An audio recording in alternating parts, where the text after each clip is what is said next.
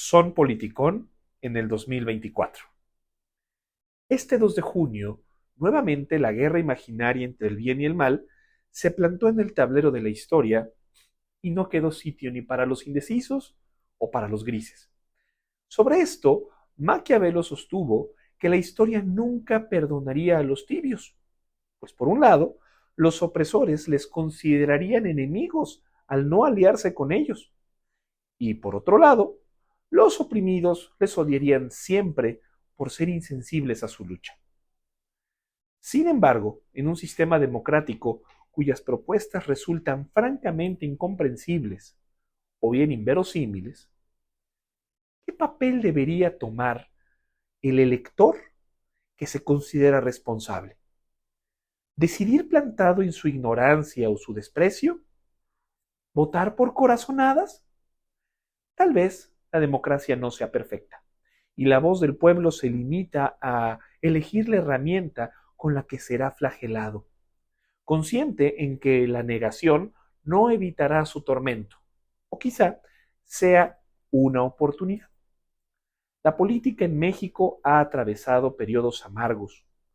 Edwin Carcaño, analista de generaciones sociales en la historia, afirma que las instituciones que crearon nuestros abuelos, pues experimentan un proceso: nacimiento, fortaleza, decadencia y colapso.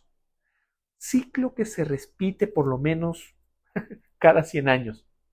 Nuestro presente está gobernado por una generación de profetas que nacieron antes o poco después de la mitad del siglo XX y que, en un último intento, se aferran a las instituciones para que no desaparezcan, al igual que su visión del mundo.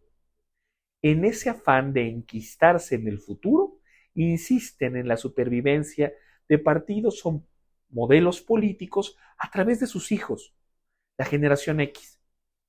Decía Umberto Eco, en su libro De la estupidez a la locura, que los grandes capos de la mafia italiana se reunían en el centro de las plazas públicas, infestadas de gente, cuando querían tomar decisiones importantes. La razón era muy simple. En medio de tantas y tantas conversaciones simultáneas, las palabras criminales se perdían para el oído más filoso de la policía. Lo mismo explicó Ray Bradbury en Fahrenheit 451, cuando describió una sociedad rodeada por pantallas que no dejaban de hablar, de bombardear con contenido basura, manteniendo al observador privado de lo real.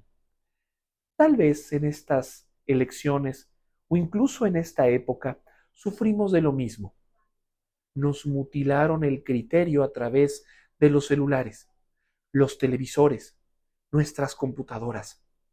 Nos alimentamos de mentiras disfrazadas de verdades, agresiones camuflajeadas como empatía, sonrisas fingidas y promesas vacías.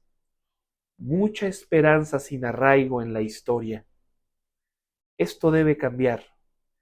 Esta infodemia debe desaparecer. El sentido de estas elecciones puede interpretarse de diversas maneras, según el observador y su intención. Hay quienes afirman que fue un golpe de autoridad de la clase más vulnerable en contra de sus inquisidores blancos y ricos. Otros más, quizá más reservados, atinan a decir que se trató de una consecuencia lógica y natural ante una mala elección de candidata por parte de la oposición. En otro sitio, los conspiranoicos, que quizá tengan razón, sostienen que fue el resultado de una elección de Estado construida desde el 2018. Cual sea la lectura, muchos despertamos aquel 3 de junio sintiendo que algo se salió de toda proporción. La excesiva disminución de voces antagonistas en el Congreso de la Unión. Bueno, como diría mi madre, cuando una tienda no tiene competencia, esta se vuelve abusiva con los precios. Lo mismo sucedió en el Congreso. Así sucede con la política. Se necesita de fuerzas representativas y fuertes que generen el diálogo. Estas no tienen que imitar a su contraparte para ganar adeptos. Tienen que estar abiertas a la retroalimentación, sin abandonar del todo su ideología, su agenda. Voces diferentes generan diálogos constructivos. Es deber del oficialismo velar por el nacimiento de una oposición que esté a la altura, que contradiga, que la nutra. A esto le llamamos democracia. Voy y vengo.